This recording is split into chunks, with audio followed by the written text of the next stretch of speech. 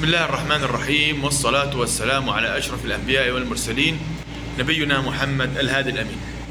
اليوم مع درس الأول والثاني من دروس الصف الأول المتوسط الثالث المتوسط.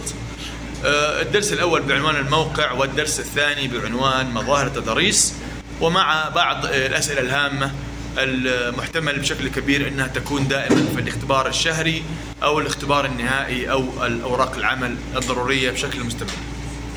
نبدأ بالسؤال الأول. معظم مساحة المملكة العربية السعودية تقع في العروض المدنية الحارة طبعا، وهنا بسبب مدار السرطان بيمر في وسط المملكة العربية السعودية. السؤال الثاني، بما أن السعودية فيها مدار السرطان في الوسط وأغلبها في المنطقة المدنية الحارة، فهي تتأثر بأكثر من إقليم مناخ، الشمال غير الجنوب غير الوسط. الإقليم الأول هو الإقليم المداري شبه الموسمي، والإقليم الثاني هو الإقليم الصحراوي، والإقليم الثالث هو الإقليم المعتدل. وأنا هنا سويت إجابة كاملة ووضحت لك مناخ كل إقليم منهم على اليسار. مثلا عندك الإقليم المداري شبه الموسمي اللي هو فيه أمطار صيفية، صيفه معتدل وشتاؤه بارد.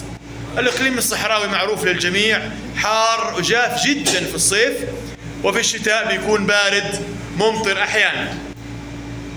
الإقليم اللي هو في المنطقة الشمالية الغربية القريب من البحر المتوسط وبلاد الشام، صيفه حار جاف وشتاؤه دافئ ممطر. المملكة العربية السعودية تقع بين خطي طول 34 إلى 55 شرق خط غرينتش، يعني احنا في شرق الكرة الأرضية. من 34 ل 55 إذن المملكة تشغل أو تمتد في 21 خط طول.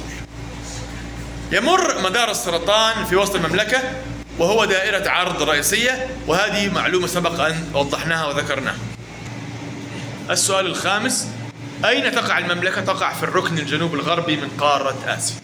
تشغل المملكة ثلثي شبه الجزيرة العربية، وأيضا تشترك في الحدود مع 8 دول. تشترك السعودية في الحدود السياسية مع 8 دول، وتشغل ثلثي مساحة شبه الجزيرة العربية، أي أنها الدولة الأكبر بين دول شبه الجزيرة العربية. تبلغ مساحة المملكة العربية السعودية 2 مليون كيلومتر مربع.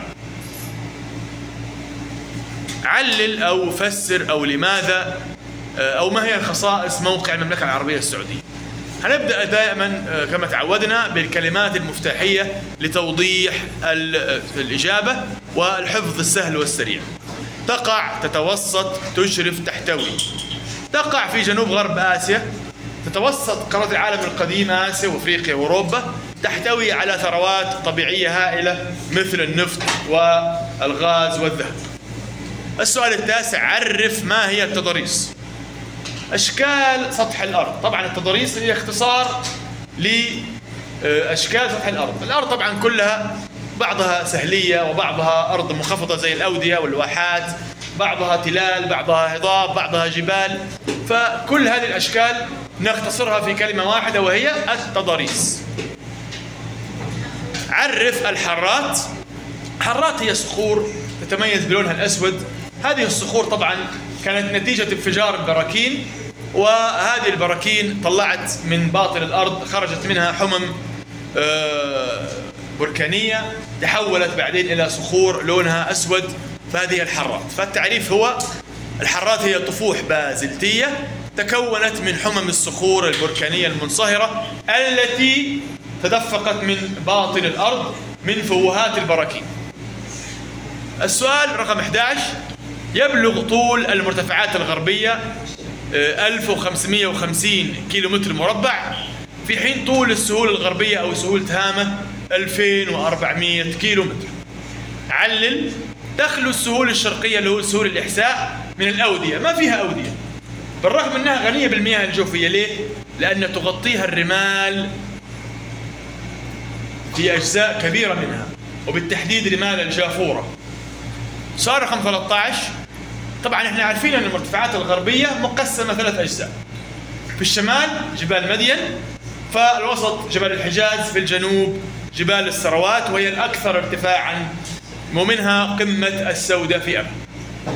أكبر حارات المملكة حارة رهاط، وأكبر هضابها هضبة نجد، وأكبر تكويناتها الرملية الربع الخالي. وأيضا لا ننسى عندنا رمال النفود في الشمال على شكل مثلث، ورمال الدهناء على شكل قوس. وبكده نكون انتهينا من مراجعة الدرس الأول والثاني، وأشوفكم على خير الحصة الجاية. السلام عليكم ورحمة الله وبركاته.